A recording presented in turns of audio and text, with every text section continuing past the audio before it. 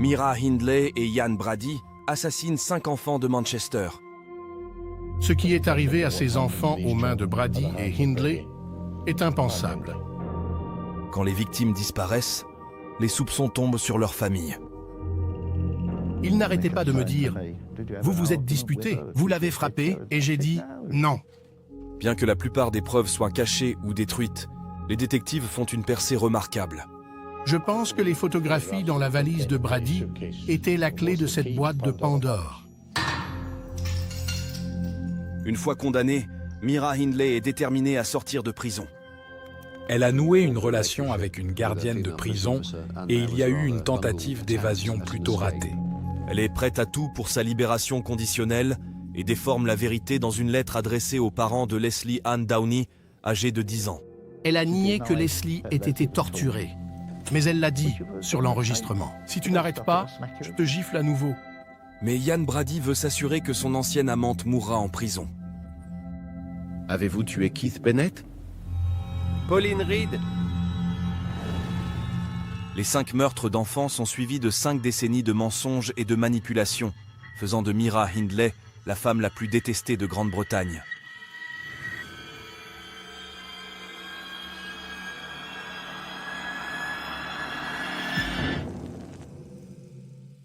C'était le 7 octobre 1965. Ian Brady, 27 ans, venait d'être arrêté en tant que principal suspect dans le meurtre de l'adolescent Edward Evans. La petite amie de Brady, Mira Hindley, âgée de 23 ans, a également été interrogée. Mais seuls Mira et Ian savaient qu'ils étaient responsables de bien plus de meurtres que celui d'Edward Evans. Pour la police, c'était un meurtre. C'était un meurtre, oui, mais un meurtre banal. On ne parlait pas des meurtres de la lande. Il a fallu quelques semaines pour en arriver là. Au cours de l'été 1965, la peur est devenue palpable à Manchester. Nous l'avons tous vu à la télévision, où l'on disait qu'un nombre X d'enfants avait disparu dans la même région. Mira vivait à quelques kilomètres de toutes ces jeunes victimes, mais personne ne soupçonnait qu'elle avait quelque chose à voir avec les enfants disparus. La première à disparaître est Pauline Reed, âgée de 16 ans. Et Mira Hindley entrait dans le pub avec des photos d'enfants disparus au mur et elle s'asseyait là et elle buvait un verre avec les autres alors qu'elle savait où se trouvaient ses enfants. John Kilbride, 12 ans, était le suivant. Quand il n'est pas rentré, mes voisins ont cherché et vers 9 h, ma mère a appelé la police qui est venue. Puis Keith Bennett, 12 ans, a disparu. Suivi par Leslie Ann Downey, âgée de 10 ans. C'est en décembre 1964, le lendemain de Noël, que Leslie Ann a disparu à la foire. Mais le 6 octobre 1965, Mira Hindley et Ian Brady étaient sur le point de commettre une erreur capitale. Cette nuit-là, Ian, un habitant de Glasgow, a choisi Edward Evans, 17 ans, comme prochaine victime. Si tu t'en sors bien, tu pourras venir chez ma sœur et moi pour un petit verre. L'erreur du couple a été de mettre dans la confidence le beau-frère de Mira Hindley, David Smith. David, 17 ans, ne se doutait pas qu'il avait été invité à assister à un meurtre diabolique qu'il décrira plus tard à sa veuve, Marie. Il a vu Ian Brady le frapper à plusieurs reprises avec une hache. Dave se souvient très bien qu'il criait pour appeler sa mère. Le lendemain matin, à l'aube, le monde de Mira et Ian était sur le point de voler en éclats. David a signalé le crime à la police. C'est la police? Vous pouvez envoyer quelqu'un? Il a été emmené pour être interrogé. Va t'asseoir par là. David Smith pensait qu'il risquait d'être la prochaine victime du couple meurtrier et voulait donc coopérer avec la police. Mais lorsque Ian Brady a été interrogé, il a affirmé que la mort d'Edward Evans n'avait pas été préméditée. On est sorti. La situation est devenue incontrôlable. Il a insisté sur le fait que David Smith avait aidé à tuer Evans, mais que Mira Hindley n'avait joué aucun rôle dans le crime. On a attaché le corps, Dave et moi. Personne d'autre n'a aidé. Mais David détient des informations cruciales pour l'équipe d'enquêteurs, car Ian Brady lui a révélé qu'il avait déjà tué. Tu penses que je mens, n'est-ce pas? Brady, dans ses nuits d'ivresse, avait dit « J'ai commis un meurtre. J'ai déjà commis des meurtres. » Et j'en commettrai d'autres. David a dit à la police qu'il y aurait probablement d'autres victimes. Mais le jeune homme avait un casier judiciaire pour lésions corporelles. Les inspecteurs étaient donc réticents à le croire. Revenons à ce qui s'est passé à la maison cette nuit-là. Ils avaient des raisons de ne pas le croire. Il s'agissait d'une personne ayant fait l'objet d'une série de condamnations violentes. Il n'était pas digne de confiance. Mira et Ian étaient prêts à tout pour discréditer David, car ils savaient que son témoignage pouvait entraîner leur chute. Je sais que David Smith vous a raconté tout ça. Il ment. C'est un menteur. La police a également découvert une canne tachée de sang sur les lieux du crime. Elle appartenait à David Smith. Les analyses ont montré que des fragments de peau et de crâne se trouvaient sur la canne. Ian Brady a peut-être utilisé la canne après la hache. Mira Hindley l'a peut-être utilisée. Personne ne le sait. Mais la police est sur le point de découvrir que David dit la vérité. Lorsqu'un agent a fouillé la voiture de Mira Hindley, il a trouvé des preuves irréfutables. Et un autre indice crucial a été trouvé dans l'un des carnets de Ian Brady, qui allait transformer cette affaire de meurtre.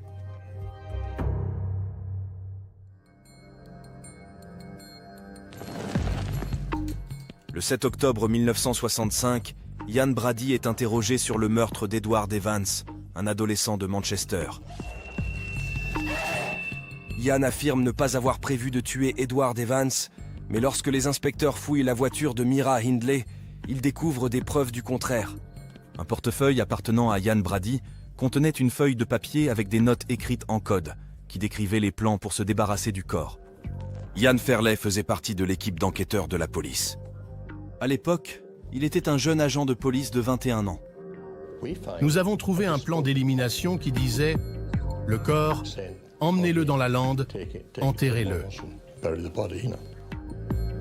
La police pense que la seule raison pour laquelle Ian n'a pas réussi à mettre en œuvre son plan visant à dissimuler le meurtre en cachant le corps est qu'il s'est blessé à la cheville lors de l'attaque. S'il n'avait pas été blessé, le corps aurait été placé dans la voiture, puis transporté dans la lande. 24 heures après son arrestation, la police dispose d'assez de preuves pour inculper Ian Brady, mais seulement pour le meurtre d'Edward Evans. David Smith a été autorisé à partir, mais on lui a dit qu'il devrait revenir pour d'autres interrogatoires concernant les autres victimes possibles. En l'absence de preuves contre elle, Mira Hindley n'a pas pu être inculpée et a été autorisée à partir. La première chose qu'elle a faite a été de se rendre au bureau où elle travaillait avec Ian Brady pour éliminer d'autres preuves, ce qui a rendu la tâche de la police extrêmement difficile. Il n'y a rien de compromettant dans la maison. Nous avons essayé de fouiller partout. Rien d'incriminant là-bas. Les détectives avaient du mal à soutenir la théorie de David Smith, selon laquelle Ian Brady avait déjà tué. C'est alors qu'ils ont trouvé le plus petit des indices, un nom noté sur la page d'un carnet appartenant à Ian. Il s'agissait du nom d'un enfant de 12 ans, disparu depuis 2 ans. J'ai 2 dessins de gangsters, vous voyez, mais de l'autre côté, il y a le nom de John Kilbride. John Kilbride était un jeune garçon qui avait disparu d'Ashton-under-Lyne, à environ 6 km de là. Avant l'arrestation de Ian Brady et de Mira Hindley, le père de Kilbride est soupçonné d'avoir abusé de ses enfants et d'avoir tué John. Terry, le frère de John, se souvient de l'impact dévastateur sur la famille. Les gens nous évitaient comme la peste quand ils pensaient que c'était mon père. On a été suivis. On parlait sans cesse avec des journalistes. Avec mes parents, on regardait la télévision, qui, elle, parlait des morts. En réalité, l'écolier d'Ashton, âgé de 12 ans, était la 2e victime de Mira et Ian. Des années plus tard, dans son autobiographie non publiée, Mira Hindley a affirmé qu'elle n'avait fait que monter la garde pendant que Ian Brady agressait sexuellement et tuait John Kilbride à Saddleworth Moor. Elle essayait ainsi de se distancer de tous les meurtres. Lorsque Ian Brady a été interrogé pour la première fois sur la disparition de l'enfant de 12 ans, Connaissez-vous le nom John Kilbride? il a nié toute implication. Je crois que j'ai déjà entendu parler de lui. Quand Brady a été interrogé à ce sujet, il était tout simplement blasé. Et alors, il y a un nom écrit là, rien à voir avec moi. Oui, j'ai écrit ça. Il a dit, c'est qui, John Kilbride? La police ne disposait pas de suffisamment de preuves pour inculper Ian Brady du meurtre de John Kilbride. Mais ils sont désormais convaincus par la version de David Smith et accusent Mira de complicité dans le meurtre d'Edward Evans. Peu après, une équipe de police scientifique a trouvé des traces de sang de l'adolescent sur ses chaussures. La photo d'identité judiciaire prise à l'époque et désormais emblématique hantera Mira pour le reste de sa vie. C'est ce jour-là qu'il l'a définie. Elle était là, une blonde cuivrée, au regard dur. La police croit désormais David Smith lorsqu'il affirme que Ian Brady et Mira Hindley sont tous deux impliqués dans d'autres meurtres. Ils ont donc commencé à interroger le couple sur d'autres enfants disparus. Qu'en est-il de Keith Bennett? Ian n'a rien laissé transparaître. En fait, il savait très bien ce qui était arrivé à Keith 16 mois plus tôt. Il a été conduit dans la lande, très loin, bien plus loin que les autres victimes. Il a ensuite été violé et tué comme les autres.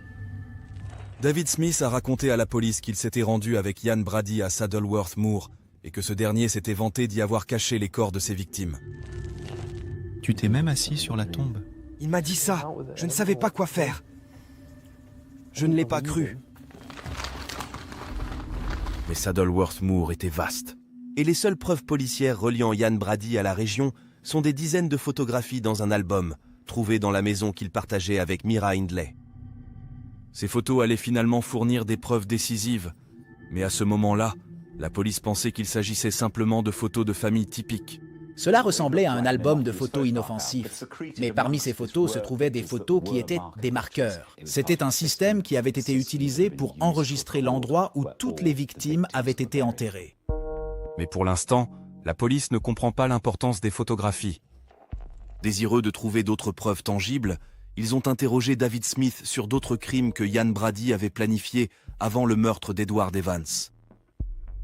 Nous l'avons interviewé sur le parking des Hatters Flats. Qu'avez-vous fait d'autre? Il a dit, quand on parlait de faire un braquage, je devais être prêt à réunir tout ce qui pouvait prouver mon implication dans une action criminelle.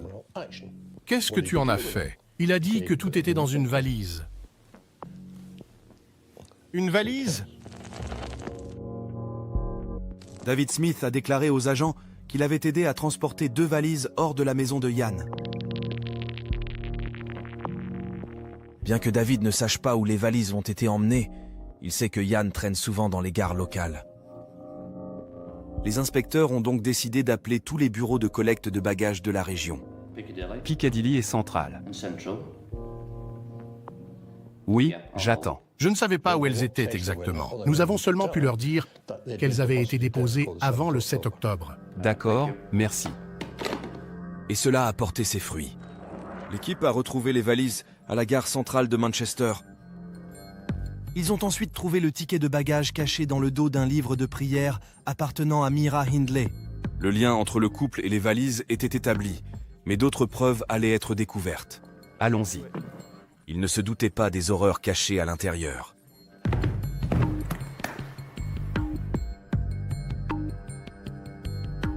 Leslie Ann Downey, âgée de 10 ans, avait disparu de son domicile d'Ancoats à Manchester, 10 mois plus tôt. Mais à l'époque, c'est son beau-père Alan qui a été soupçonné par la police. Il me disait sans cesse, « Qu'est-ce que vous avez fait d'elle ?» Ils m'ont dit, « Qu'est-ce qu'il y a dedans ?» J'ai dit, « Juste de la literie et du linge de maison, etc. C'est assez grand pour y mettre un corps. » J'ai dit, « Il n'y a pas de corps là-dedans, mon pote. » Je me souviens que j'ai ouvert les portes des placards et que j'ai tout jeté par terre. J'ai dit, vous êtes content? Il a répondu, oui.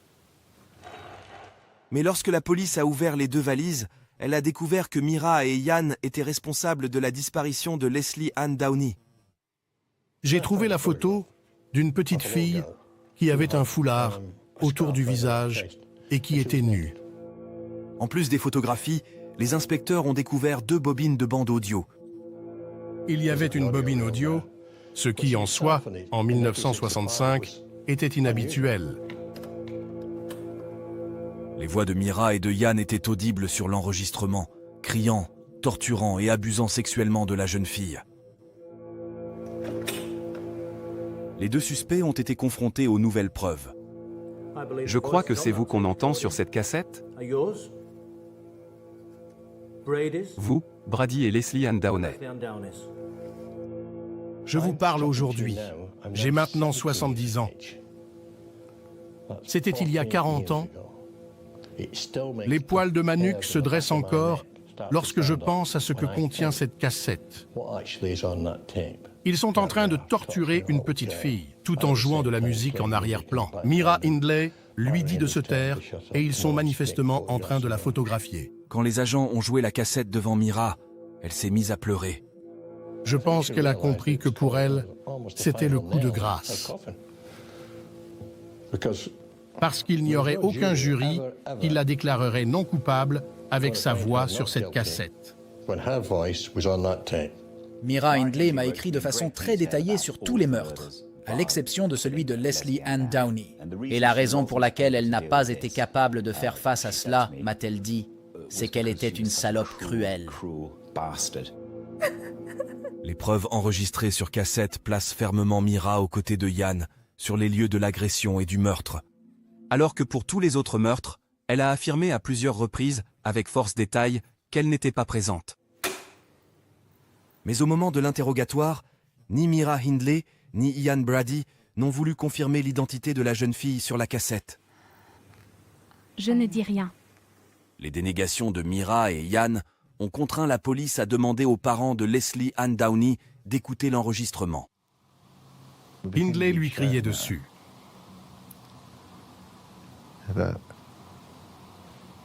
Arrête de pleurer. Si tu n'arrêtes pas, je vais encore te frapper. Ça a juste empiré les choses. La mère de Leslie Ann, Ann West, est aujourd'hui décédée, mais la cassette hante encore aujourd'hui son beau-père, Alan. C'est mon cauchemar. Au moment même où je vous parle, ça me traverse de part en part. Vous pouvez donc imaginer ce que c'est que d'être au lit, allongé, et de seulement pouvoir penser à ce qui est arrivé.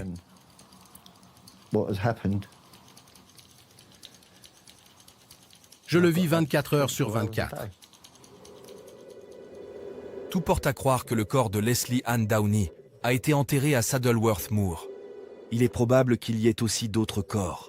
Mais la tâche d'une force de police des années 1960 pour les retrouver serait énorme. On parle de plusieurs kilomètres de paysages arides à perte de vue. Ils ont fouillé pratiquement partout, sans succès.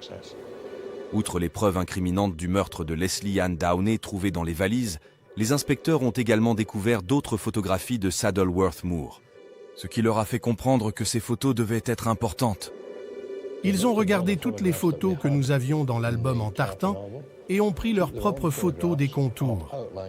Et nous avons pu les comparer avec certains des contours qui figuraient sur les photographies des valises. C'est ici. La police a identifié l'une de ces zones, Olin Brown Knoll, et a commencé à y concentrer ses recherches. Mais le temps passe et ils ne trouvent toujours rien. Les inspecteurs s'apprêtent à remettre les recherches à plus tard lorsqu'un policier s'écrie. « Il y a quelque chose ici !» Un agent de police appelé Bob Spears. Ce qu'il voit, c'est un fragment de quelque chose de blanc qui dépasse de la tourbe noire de la lande. L'équipe a découvert les restes d'une jeune fille. Les parents de Leslie Ann Downey ont été invités à identifier le corps. Lorsque nous sommes entrés, ses vêtements étaient pliés dans un coin. Nous sommes entrés dans une autre pièce, ils nous ont menés à la table et ils ont retiré la couverture. Vous pouvez regarder. C'est terrible.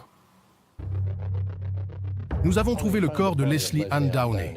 ce qui nous a indiqué que la région intéressait manifestement Brady et Hindley. Cela a tout de suite réduit leur zone d'intérêt. Les détectives savaient désormais que les photos prises par Mira et Ian étaient la clé de l'affaire. Mais les ressources étant limitées, l'équipe d'enquêteurs a dû se lancer dans une course contre la montre pour retrouver les 3 enfants disparus. Je pensais que les photographies contenues dans la valise de Brady étaient la clé. Une photo en particulier, représentant Mira Hindley dans la lande, tenant son chien, a fait l'objet d'une attention particulière de la part de la police. Mais cette image pouvait-elle mener les détectives à une autre victime du couple ?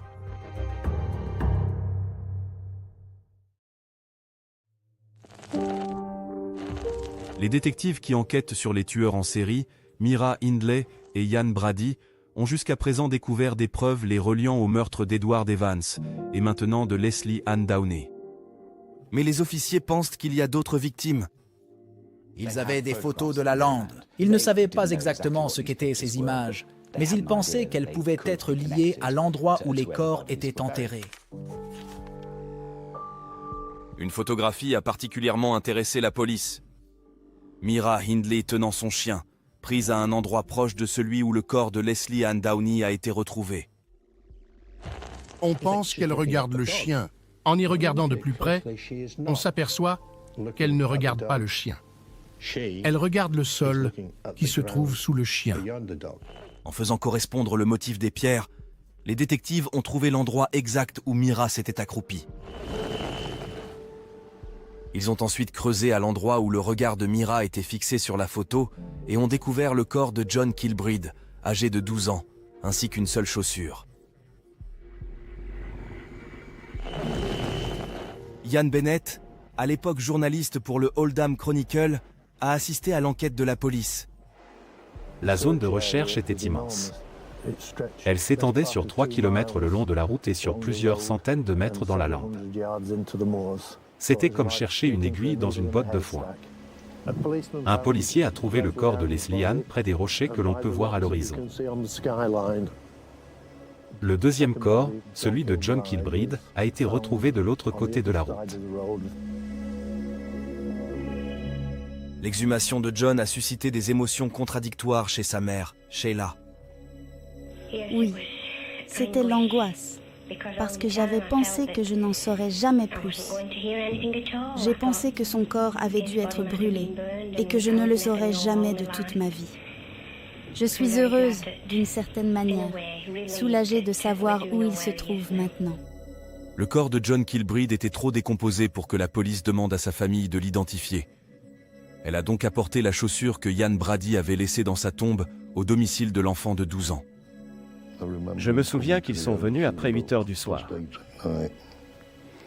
On frappe à la porte. Et c'était la chaussure de John. 2 autres enfants disparus n'ont toujours pas été retrouvés. Pauline Reed et Keith Bennett.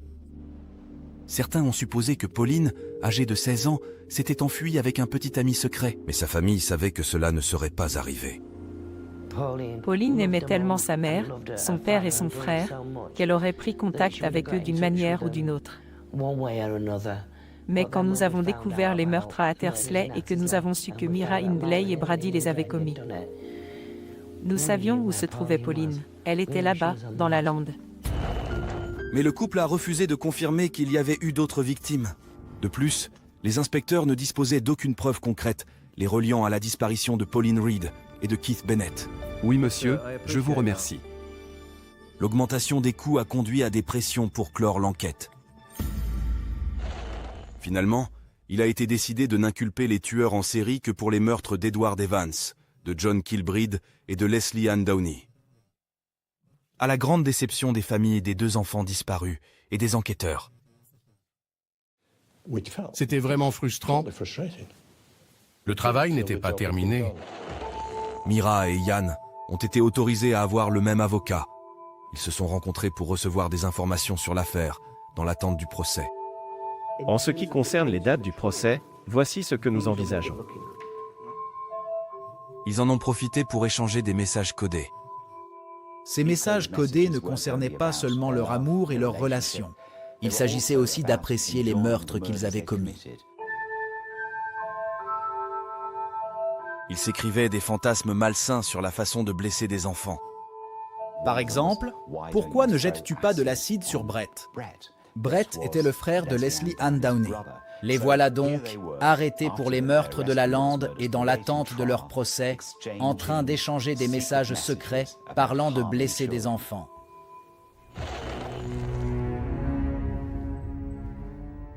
La nouvelle du règne de terreur du couple s'est répandue dans le monde entier lorsque leur procès s'est ouvert le 19 avril 1966 à la cour de la couronne de Chester.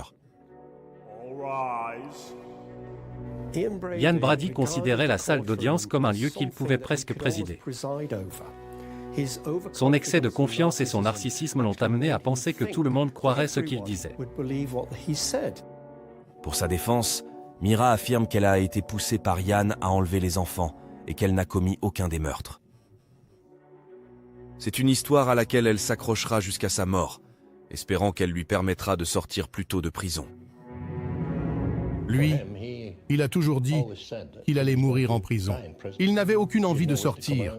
Il était plutôt heureux d'être là. Pour Hindley, c'était tout le contraire. Elle voulait sortir. Je pense que son idée était de continuer à nier pour convaincre les gens qu'elle était innocente et ainsi avoir plus de chances de sortir. Mais au cours du procès, Ian Brady a commis une erreur cruciale. Après avoir tenté d'aider Mira en la présentant comme innocente et passive, on lui a demandé ce qui s'était passé après qu'il eut terminé de prendre des photos pornographiques de Leslie Ann Downey, âgée de 10 ans. Que s'est-il passé ensuite, Monsieur Brady? Ensuite, on s'est habillé et on est descendu. En résumé, le juge a déclaré que les paroles de Ian pourraient jeter une lumière sur la nature des activités en cours. En plus de la cassette, l'erreur de Ian Brady a également permis de placer Mira Hindley sur la scène du crime et a dévoilé son véritable rôle. Le 6 mai 1966, les meurtriers de la lande ont été condamnés. Ian Brady a été condamné à 3 peines de prison à vie simultanée pour les meurtres d'Edward Evans, de John Kilbride et de Leslie Ann Downey. En plus d'être reconnu coupable de complicité dans le meurtre de John Kilbride, Mira Hindley sera condamnée à 2 peines de prison à vie simultanée pour les meurtres d'Edward Evans et de Leslie Ann Downey. Elle avait 23 ans. Une fois le couple condamné à la prison à vie, les familles de Pauline Reed et de Keith Bennett espéraient qu'il aurait la compassion de révéler l'endroit où les corps de leurs enfants disparus étaient enterrés. La famille de Pauline était plus optimiste, car elle avait été la meilleure amie de la sœur de Mira. L'une des tantes de Mira Hindley s'est rendue à la prison et l'a supplié de dire où se trouvait Pauline. Elle ne l'a pas fait. Les familles de Pauline Reed et de Keith Bennett ont été laissées dans l'incertitude, parce qu'un calcul avait été effectué. La police a fait son travail. C'est vrai, elle a fait son travail. Mais ce qu'elle n'a pas fait, c'est rendre une véritable justice aux familles de tous les enfants disparus. Pendant les premières années de leur incarcération, Mira et Ian ont continué à échanger des lettres pleines de fantasmes malsains. Mira, désormais connue sous le nom de prisonnière 96 40 55, voit sa coiffure emblématique passer du blond platine au noir de jais. Mais malgré son changement d'apparence, Mira Hindley est la cible de ses codétenus. Mira Hindley était une prisonnière très connue. Elle était la femme la plus détestée du pays. Il était donc inévitable que des personnes désireuses de se faire un nom l'attaquent. Elle savait que cela allait arriver et elle l'a simplement pris à bras-le-corps. C'était une personne forte et elle était capable de faire face à ce genre de choses.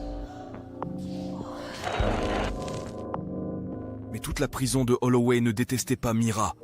4 ans après le début de sa peine, elle a entamé une relation avec une ancienne religieuse devenue agent pénitentiaire, Trish Cairns. Lorsqu'elle a vu Patricia Cairns, elle est tombée immédiatement amoureuse d'elle, tout comme elle était tombée amoureuse de Ian Brady. C'est intéressant. Brady a dit à Hindley, « Je pense qu'il est temps que tu te trouves une petite amie. » Elle lui a répondu, « Ne t'inquiète pas, c'est déjà fait. » La relation devenait donc clairement acrimonieuse. Peu après, Mira Hindley a coupé les ponts avec Ian Brady avant de brûler toutes ses lettres.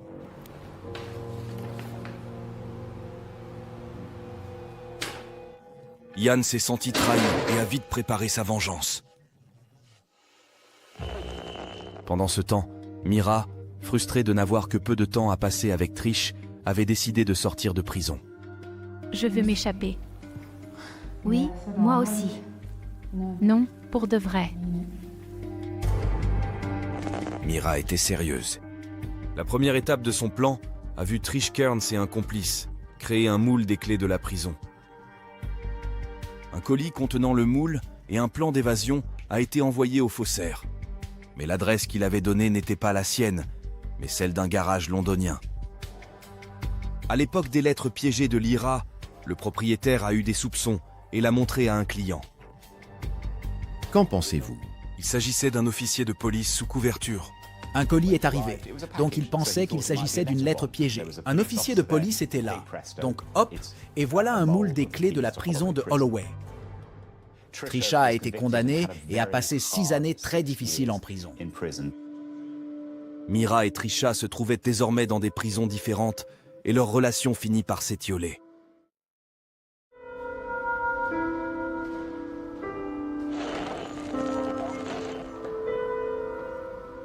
Dans les années 80, Mira Hindley, vieillissante, a décidé de tenter à nouveau, cette fois en demandant une libération conditionnelle. Elle a mené une longue campagne juridique. Elle m'a écrit plus de 150 pages de lettres pour tenter d'avancer l'argument selon lequel Ian Brady l'avait poussée à commettre les meurtres, mais qu'elle était une participante réticente. Des personnalités telles que l'ancien ministre Lord Longford ont mené une campagne passionnée pour faire sortir Mira Hindley de prison. Mira Hindley était une femme très manipulatrice. Elle a su façonner son histoire avec beaucoup d'habileté pour maximiser ses chances de libération. Et le chemin parcouru a été tout à fait extraordinaire. Elle a donc réussi à obtenir le soutien de personnes qu'aucun prisonnier ordinaire n'aurait jamais pu rallier à sa cause. Lord Longford est même allé jusqu'à décrire Mira comme une bonne fille et une fervente catholique, à la grande colère des parents des enfants assassinés. Pour être honnête, ceux qui la soutenaient étaient des idiots. Elle se servait d'eux. Ils le savaient, mais ils continuaient quand même. Alan et sa femme ont fait campagne pour que Mira Hindley reste en prison. Elle pensait avoir sa conditionnelle. Nous avons décidé de recueillir le plus grand nombre possible de signatures et de les envoyer à Downing Street. C'était quelques boîtes, je crois qu'on en avait environ 170 000. En mai 1985, la commission a recommandé que Mira Hindley passe au moins 5 années supplémentaires derrière les barreaux.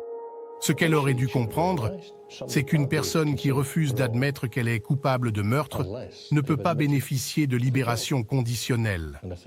Elle le niait, donc elle n'allait jamais sortir. Du moins, c'est ce que j'espérais.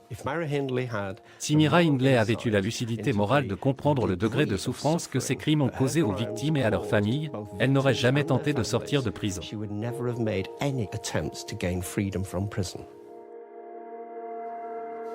Entre-temps, la santé mentale de Ian Brady s'est gravement détériorée et il a été transféré à la prison de haute sécurité d'Ashworth. Mira Hindley était particulièrement inquiète, sachant que ses chances de sortir de prison dépendaient de son silence. Ce n'était qu'une question de temps avant que Ian Brady, pour garder Mira Hindley à l'intérieur, ne laisse entendre qu'il y avait 2 autres corps. En juin 1985, Ian Brady décide de se venger de Mira Hindley pour ce qu'il considère comme une trahison, puisqu'elle l'a exclu de sa vie. Bonjour, Ian. Fred. Brady a accepté une rencontre en tête-à-tête avec le journaliste Fred Harrison. Il était à la recherche d'un scoop et l'a approché en prison en se faisant passer pour un ami. Les avez-vous tués? Avez-vous tué Keith Bennett? Pauline Reed. Il a donné assez d'informations à Fred Harrison pour qu'il puisse publier la véritable histoire de Keith Bennett et Pauline Reed, victimes des meurtres de la Lande. Mais d'un autre côté, il lui a aussi raconté des mensonges. C'est une caractéristique de Brady qui veut avoir le contrôle, être en charge, supérieur, au-dessus de tout le monde. Ian Brady a réussi à détruire les chances de liberté conditionnelle de Mira Hindley. Ian Brady a admis avoir tué Pauline Reed et Keith Bennett, et la police du Grand Manchester a rouvert l'enquête sur les meurtres de la lande. Interrogée, Myra Hindley finit par admettre son rôle dans l'enlèvement, la maltraitance et le meurtre des 5 enfants. Mais une lettre inédite, écrite par la tueuse en série 7 mois seulement après ses aveux, révèle que son véritable objectif restait sa sortie de prison.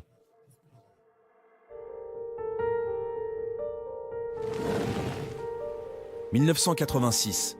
La police avait relancé la recherche des corps de Pauline Reed et de Keith Bennett. Myra Hindley a compris que si elle jouait un rôle dans la recherche des enfants disparus, cela pourrait être un moyen de gagner sa liberté. Vous êtes prête ? Elle a accepté de retourner sur les lieux de ces crimes, Saddleworth Moor, afin d'aider la police à retrouver les corps enterrés. Le voyage s'est déroulé en secret. Craignant que la visite de Myra attire la presse, mais aussi des justiciers désireux de se venger, la police a pris des précautions pour cacher son identité. Cela devait se faire avec l'autorisation du ministre de l'Intérieur. Nous l'avons emmenée dans la lande en prenant une route différente de celle qu'elle prenait.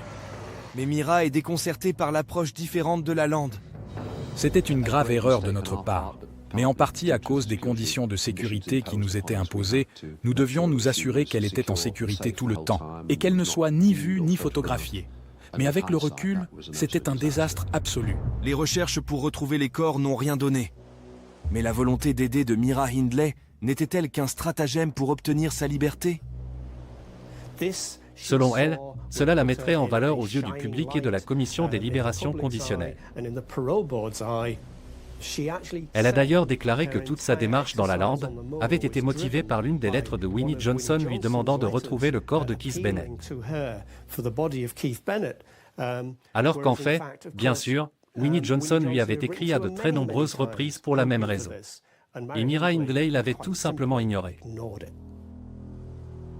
Myra revisitera la lande, cette fois-ci en passant par la route dont elle se souvenait. Une fois de plus, c'est un échec.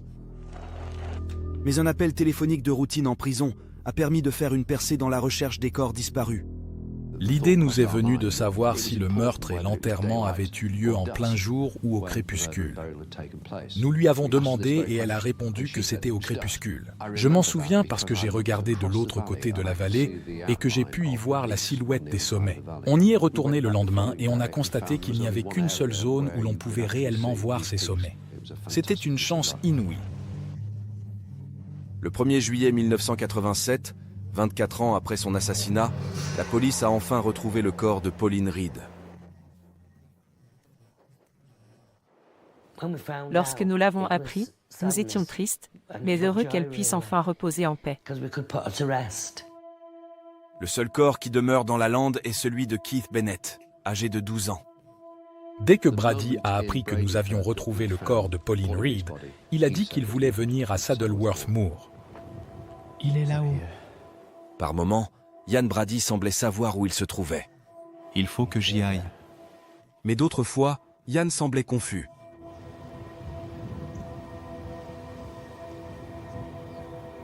À un moment donné, il a sorti une réponse remarquable. Il a dit « Qui a déplacé cette colline ?» La police a continué à fouiller les zones indiquées par Myra et Ian pendant 8 semaines après la découverte du corps de Pauline. Nous avons épuisé tous les goulets possibles.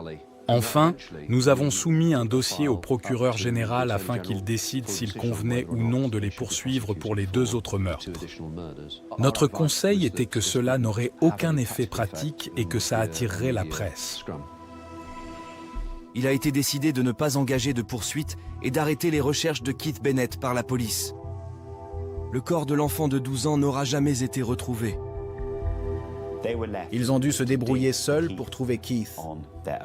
Winnie et les membres de la famille ont passé des années à chercher sa dépouille et ils ont été laissés en plan. Winnie Johnson en a gardé un sentiment de colère jusqu'au jour de sa mort. Pendant ce temps, Myra Hindley continue de faire tout ce qu'elle peut pour obtenir une libération, notamment en écrivant aux familles de ses victimes.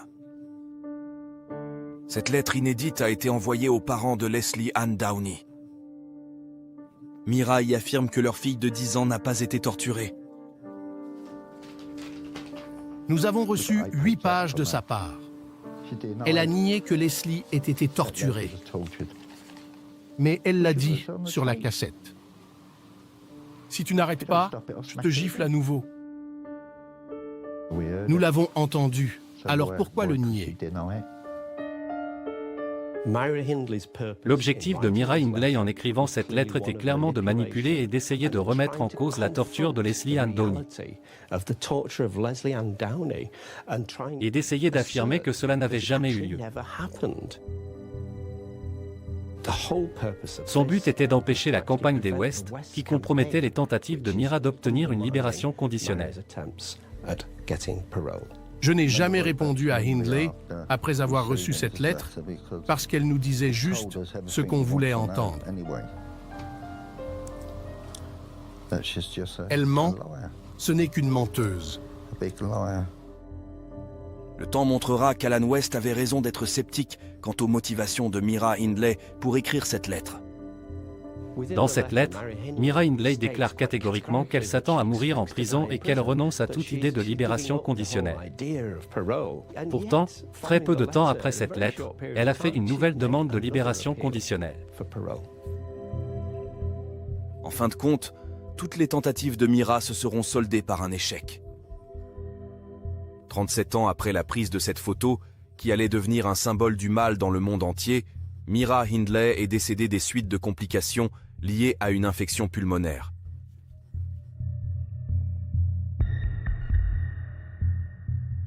J'étais ravi.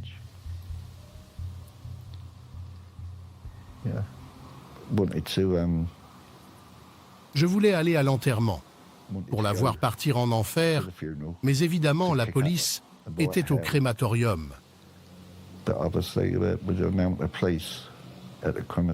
Personne ne pouvait s'en approcher. J'ai reçu un appel téléphonique, j'étais en Espagne. Je suis allé dans un endroit appelé Buddy's à Benidorm. Je suis allé voir la fille sur la scène et je lui ai dit « Vous pouvez me rendre un service s'il vous plaît ?» Elle a dit « Lequel ?» J'ai dit « Pourriez-vous dire à tout le monde ici que Myra Hindley est morte ?» Et elle l'a fait.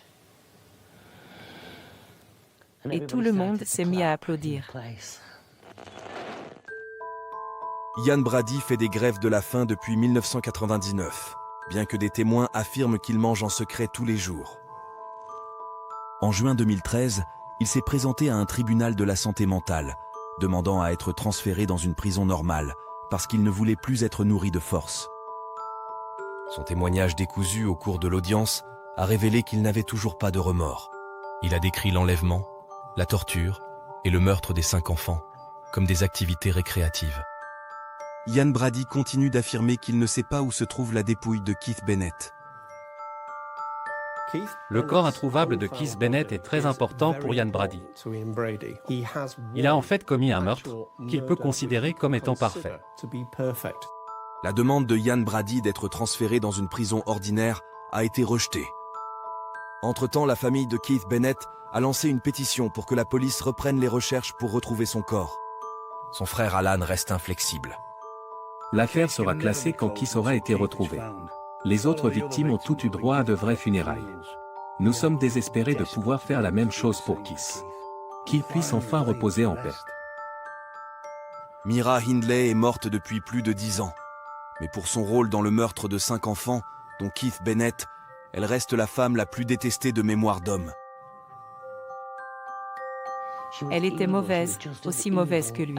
En fait, elle était pire que Brady, parce que c'était une femme. Je la déteste toujours, bien qu'elle soit morte. Je la déteste toujours. Elle est au purgatoire, elle vole dans tous les sens. Elle ne peut pas atterrir, elle n'a nulle part où aller. Et c'est ce que je veux. Je veux que lui fasse de même.